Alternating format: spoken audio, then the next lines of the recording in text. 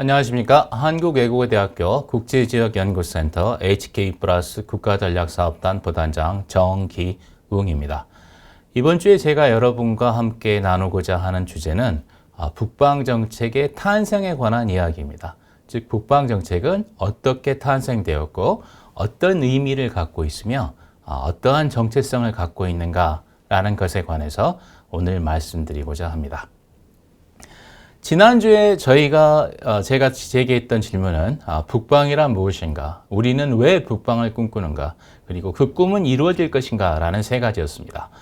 우리 각자는 나름의 방식으로 북방을 정의하고 꿈꾸고 있으며 이 꿈은 언젠가 이루어질 것이라고 믿습니다. 북방 정책은 이러한 꿈이 국가적 차원에서 구현된, 즉 꿈의 현실화를 위한 국가적 차원의 노력으로 나타난 것이라고 볼 수 있습니다. 물론 북방정책의 기원을 거슬러 올라가자면 이 대공산권 문호개방을 천명했던, 즉 비적성 국가의 하나여 대공산권 문호개방을 천명했던 1973년에 6.23 선언과 1983년 6월 29일 이범석 외무장관이 국방대학원에서 행했던 강연에서 등장한 북방외교를 만날 수 있습니다. 이 두 가지 사례를 감안한다면 북방정책이라는 것이 노태우 정부의 어떤 독창적인 착상이다, 이렇게 말하는 것은 무리가 있습니다만, 우리에게 가장 잘 알려진 것, 그리고 북방정책이 실질적으로 주목받게 된 것이 노태우 정부 시기였다는 것은 부인할 수 없을 것입니다. 1988년 2월 25일 취임식이죠. 이 취임식에서 노태우 대통령은 우리와 교류가 없던 저 대륙 국가에도 국제협력의 통로를 넓게 하여 북방 외교를 활발히 전개하겠다라고 밝히고 있습니다. 대륙 국가, 지난주 강의를 들으신 분들은 기억하고 계시겠지만 우리가 뜻하는 북방이 어떤 의미인지 이 노태우 대통령의 취임 선언문에 잘 드러나 있습니다.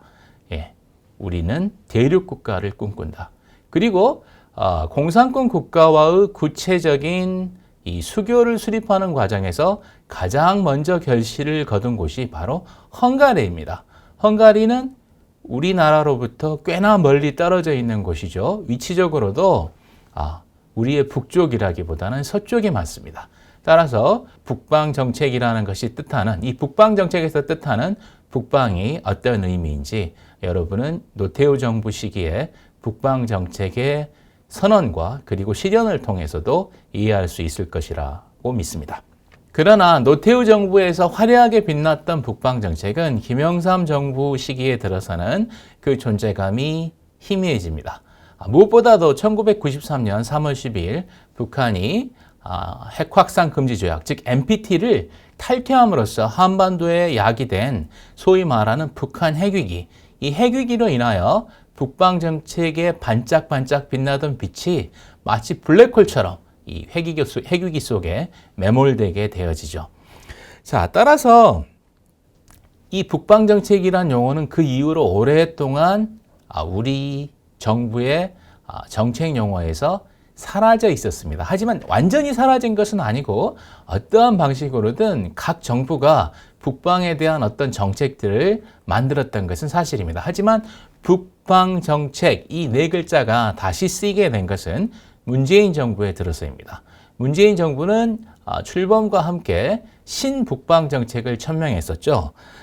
신북방정책은 이 문재인 대통령이 2017년 6월 26일 북방경제를 주관하기 위한 위원회 설립을 지시하고 이에 근거해서 8월에 북방경제협력위원회가 출범하게 됩니다. 그리고 2017년 9월 7일 문재인 대통령이 러시아 블라디보스토크에서 개최된 제3차 동방경제포럼에서 참석해서 신북방정책 구상을 기조연설을 통해 제시하게 됩니다. 즉 1988년 노태우 정부 시절에 등장했던 북방정책이 30년, 한 세대가 흐른 2017년 문재인 정부에 이르러서 신북방정책이라는 이름으로 등장했다는 것이죠. 노태우 정부의 성격에 대해서 각자 어떤 생각을 갖고 계신지는 모르겠지만 어쨌든 민주화 과정을 거쳐서 탄생되었던 정부이고 무엇보다도 30년 후에 등장한 민주 세력 중에 또 다른 한 모습인 문재인 정부 시기에 있어 북방 정책의 신북방 정책으로 태어나게 되었다는 것은 우리로 하여금 많은 생각을 하게 합니다. 그렇다면 북방 정책은 언제 어떻게 탄생하였고 어떤 의미를 갖는가? 여기에 한번 답해 보도록 하겠습니다. 부인할 수 없는 한 가지는 북방 정책이 한국 외교 정책의 한 갈래라는 것이죠. 국제정치 이론에서 한 나라의 외교 정책에 관해 분석할 때 흔히 사용하는 분석 수준이 있습니다. 첫 번째는 국제 체제 수준, 두 번째는 국가 사회 수준, 그리고 세 번째는 정책 결정자 혹은 정책 결정자 집단 수준의 이 세 가지 수준입니다. 이 세 수준을 놓고 봤을 때 이 중에 어떤 분석 수준을 택하는가 하는 것은 분석하고자 하는 대상이 처해 있는 시기적 상황, 그리고 분석하고자 하는 사람, 즉 분석의 주체가 갖는 시각과 밀접한 관계를 갖습니다. 즉 내가 어떤 대상을 분석하고자 하고 이 대상은 어떤 상황에 처해 있는가 하는 것이 저의 분석 수준과 시각을 결정한다는 것이죠.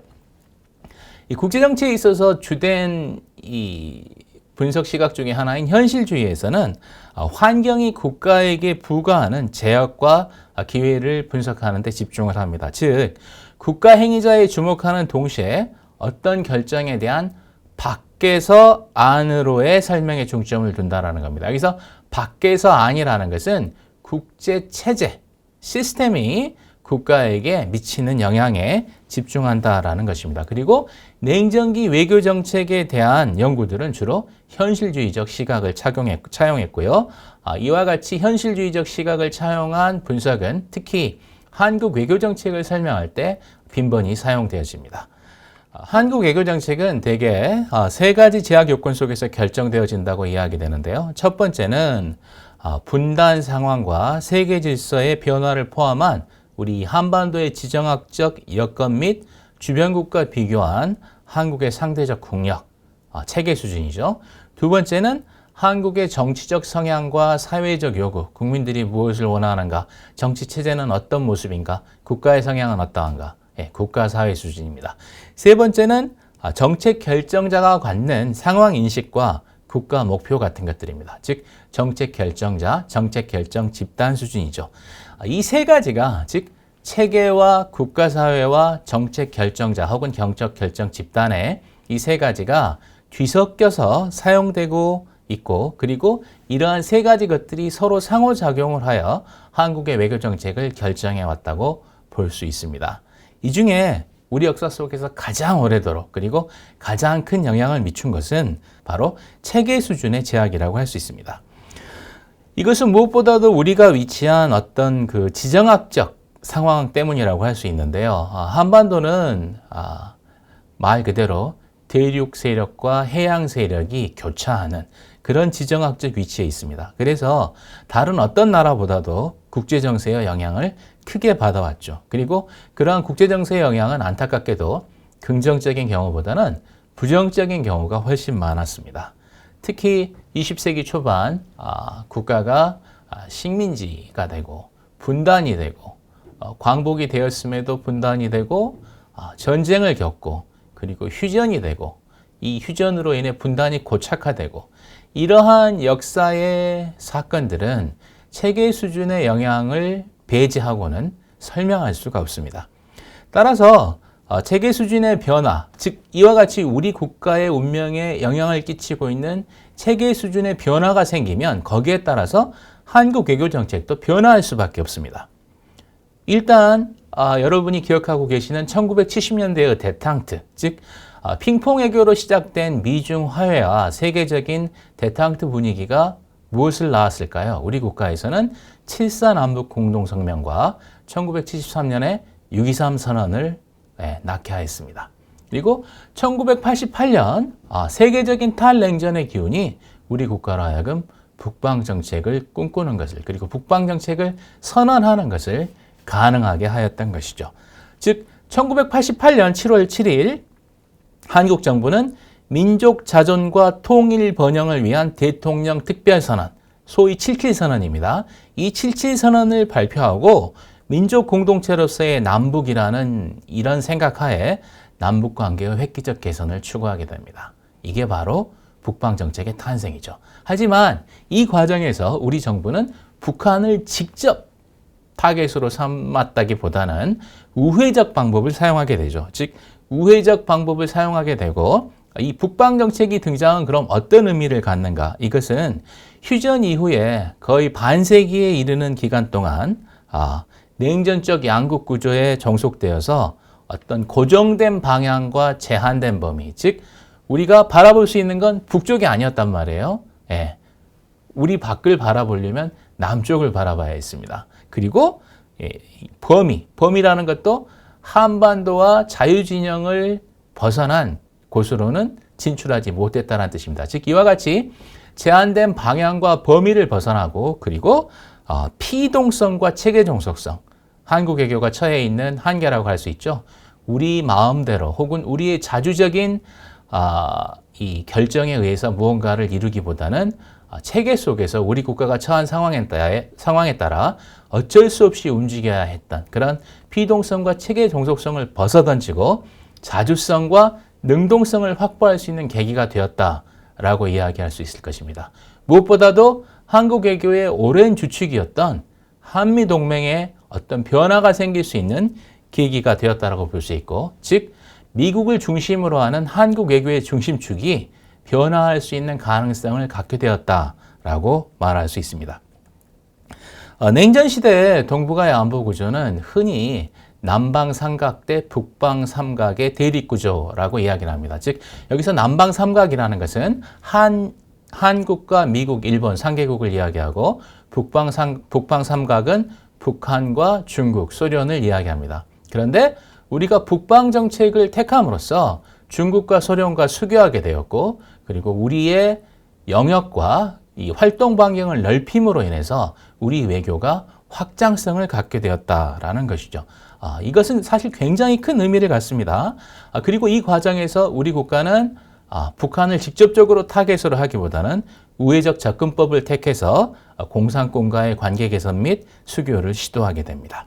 1988년 8월 헝가리와의 상주대표부 교환 설치, 그리고 1989년 2월에 국교를 수립하게 되고요. 이어서 폴란드, 유고슬라비아, 체코슬로바키아, 불가리아 등과 연이어서 수교정서에 서명하고 1990년 9월에 소련과 그리고 92년 8월에 중국과 수교하게 됩니다. 자, 지금 이 영상을 보시는 독자 여러분께는 이게 굉장히 뭐라고 할까요? 실감나지 않게 들리시겠지만 우리가 중국, 소련과 수교한 지 30년 정도밖에 되지 않았습니다. 그렇죠? 네, 1990년에 소련, 그리고 1992년에 중국과 수교했어요. 지금 2021년이니까 중국 같은 경우에는 아직 30년도 안 됐다라는 이야기입니다. 그만큼 우리가 지난 한 세대 동안 많은 변화를 이루었고 세계가 많이 변화했다라고 볼 수 있습니다. 이러한 북방 정책은 아주 여러 가지 그 의미를 갖고 그리고 꾸준하게 추진되어 왔지만 그 정체성에 있어서 어떤 하나의 모습을 간직하고 있다라기보다는 조금씩 국가의 발전 방향에 따라 변화하는 모습을 보입니다. 초기에는 통일 정책으로서의 성격이 강했습니다. 즉 북한을 바라보고 있었죠. 하지만 북한을 목표로 하고 있었지만 북한에 접근함에 있어서는 우회하는 방법을 썼고, 이게 시간이 조금 흘러서 김영삼 정부와 김대중 정부 시기에 이르는 이 과정에서는 외교안보 정책, 한국 외교의 확장성과 그리고 북핵 문제를 해결하고자 하는 어떤 외교안보 정책의 성향을 또 띠게 됩니다. 그리고 김대중 정부 이후로는 통일 정책과 외교안보 정책의 성격을 동시에 띠면서 또한 국가 전략, 어떤 경제적 이익을 확보하기 위한 국가 전략으로서의 모습을 갖게 됩니다. 사실 국가 전략 속에 통일 정책과 외교 안보 정책도 포함된다라고 볼 수 있지만 제가 이제 제 글에서 이 국가 전략을 통일 정책과 외교 안보 정책과 분리해서 이야기한 것은 북방 정책이라는 것이 하나의 지 전략, 지오 스트래터지죠. 하나의 지 전략으로서 넓은 대륙을 포괄하고 있고, 그리고 이것이 어떤 하나의 변화 과정을 거쳤다라는 것을 강조하기 위해서 통일, 외교, 안보 모두 국가 전략에 속하지만 이 통일 정책과 외교, 안보 정책 그리고 국가 전략을 분리해서 이야기하고 있습니다. 자, 그림에서 보시는 것처럼 이와 같이 세 가지 통일 전략, 외교, 안보 전략 그리고 국가 전략으로서의 모습들이 중층적으로 그리고 복합적으로 결합하여 북방 정책이라는 것의 정체성을 형성하고 있다라고 말씀드릴 수 있을 것입니다. 다음 시간에는 김대중 정부의 철의 실크로드 그리고 노무현 정부의 동북아 이니셔티브 등에 관해서 말씀드림으로써 북방 정책이 어떤 변화의 모습을 거쳤는지 설명해 드리도록 하겠습니다. 감사합니다.